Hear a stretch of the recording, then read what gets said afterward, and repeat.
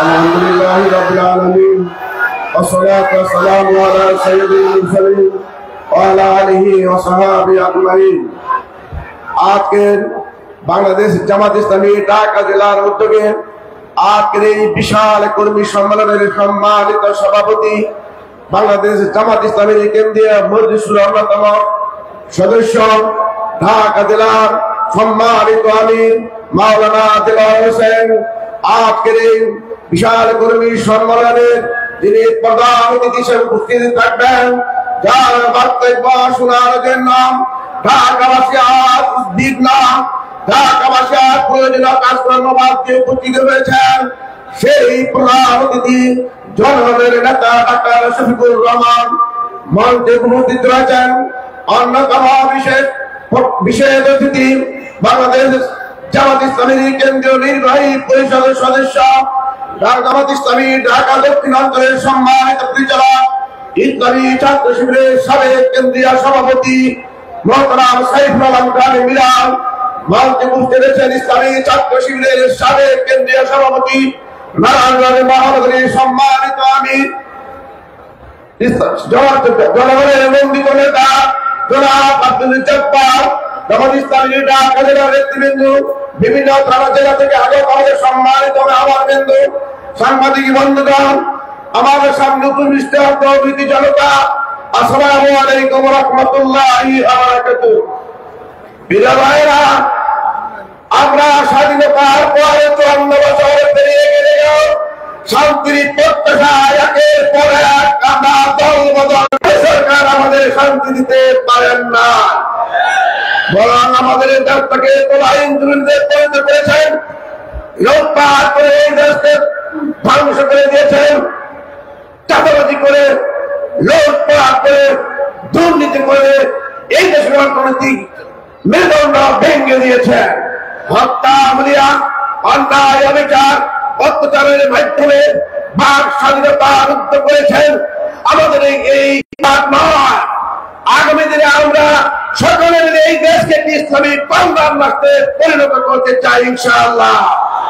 ইসলামী কল্যাণ রাষ্ট্রে পরিণত করতে হলে আমরা যারা আছি, আমাদের ব্যক্তি জীবনকে সুন্দর করে দরকার, ব্যবহারিক জীবনটাকে আলোচনা দেওয়া দরকার, জ্ঞান এবং হাদিসের এখানে জ্ঞানান্বিত দেওয়া দরকার।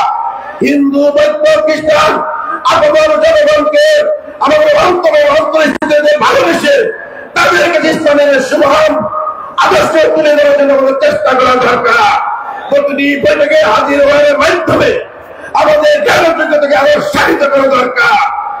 জনগণের সেবা করার মাধ্যমে মানুষের দুঃখ দুর্দশা দূর করে আগামী দিনে এই দেশে মানুষের আমাদেরকে গুণাগার করার আহ্বান জানিয়ে আমার সংক্ষিপ্ত করে শেষ করছি। আসসালামু আলাইকুম ওয়া রাহমাতুল্লাহি ওয়া বারাকাতুহু। সম্মানিত সাথী ও বন্ধুগণ, আজকের এই কর্মী সম্মেলনে এভাবে বক্তব্য রাখার জন্য অনুরোধ করছি। আজকের এই কর্মী সম্মেলনে সম্মানিত অতিথি মুন্সিগঞ্জ জেলার সম্মানিত আমির জনতা জেলা আজম কুদ্দুস বক্তব্য রাখছেন। মুন্সিগঞ্জ জেলার সম্মানিত আমির আজম কুদ্দুস।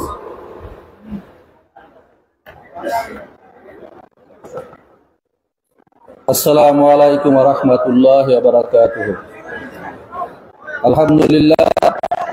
আলহামদুলিল্লাহি রাব্বিল আলামিন, আসসালাতু ওয়াসসালামু আলা সাইয়্যিদিল মুরসালিন ওয়া আলা আলিহি ওয়া সাহবিহি আজমাইন। শহীদি সংগঠন বাংলাদেশ জামাত ইসলামী ঢাকা জেলা কর্তৃক আয়োজিত আজকের এই বিশাল কর্মী সম্মেলনের সম্মানিত সভাপতি, ঢাকা জেলার সংগ্রামী আমির মাওলানা দেলোয়ার হোসেন, কর্মী সম্মেলনের প্রধান অতিথির বক্তব্য পেশ করবেন বাংলাদেশ জামাত ইসলামীর আমিরে জামাত ডাক্তার শফিকুর রহমান। মঞ্চে উপস্থিত আছেন বিশেষ অতিথি হিসাবে বাংলাদেশ জামাত ইসলামীর কেন্দ্রীয় নির্বাহী পরিষদ সদস্য, শহীদে কাফেলা বাংলাদেশ ইসলামী ছাত্র শিবিরের সাবেক কেন্দ্রীয় সভাপতি, আমাদের শ্রদ্ধাভাজন দায়িত্বশীল মোহতারাম সাইফুল আলম খান মিলন, অন্যান্য নেতৃবৃন্দ, আমার একান্ত প্রিয় কর্মী ভাইরা, আসসালামু আলাইকুম ওয়া রাহমাতুল্লাহি ওয়া বারাকাতুহু। মহান মাবুদের দরবারে লাখো কোটি শুকরিয়া, যে দীর্ঘ 17 বছর জুলুম নির্যাতনে নিষ্পেষিত নিগৃহীত হওয়ার পরও 24-এর বিপ্লবের পর আমরা উন্মুক্ত ময়দানে আজকের এই সমাবেশ করতে পারছি।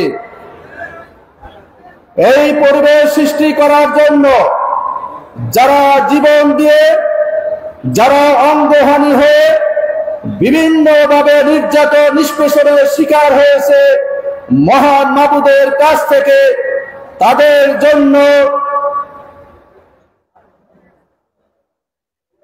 শুকরিয়া আদায় করছি এবং তাদেরকে আল্লাহ যাতে শহীদ হিসাবে কবুল করেন এই দোয়া কামনা করছে।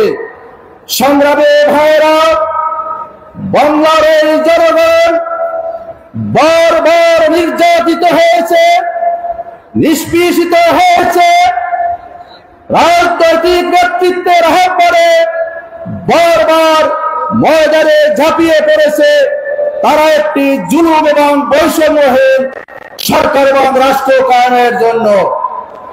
আমরা দেখেছি 1947 সালে দেশ বিভক্তি, 1972-এর ভাষা আন্দোলন, 69-এর গণঅভ্যুত্থান, 70-এর নির্বাচন, 71-এর স্বাধীনতা আন্দোলন, 75-এর রাজনৈতিক পট পরিবর্তন, 90-এর স্বৈরাচারের পতন, আর 24-এ এক স্বৈরাচারকে দেশ থেকে পালিয়ে যেতে।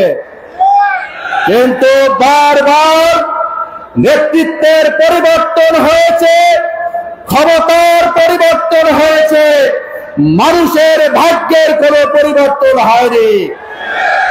এক দলের পরিবর্তে আর এক দল রাষ্ট্রীয় ক্ষমতা অধিষ্ঠিত হয়েছে। তারা লুটপাট করে, জনগণের সম্পদ লুণ্ঠন করে আঙ্গুল ফুলে কলা গাছ হয়েছে, আর জনগণ বারবার বঞ্চিত হয়েছে। এই জাতিকে আর বঞ্চিত হতে দেওয়ার কোনো সুযোগ নাই। এই 24-এর গণঅভ্যুত্থানের পর এই জাতি যে মুক্তির আশাতে রাজপথে ঝাঁপিয়ে পড়েছিল, সেটি যদি নিশ্চিত করতে হয় তাহলে মানুষের মন গড়া মতবাদ দিয়ে সম্ভব নয়।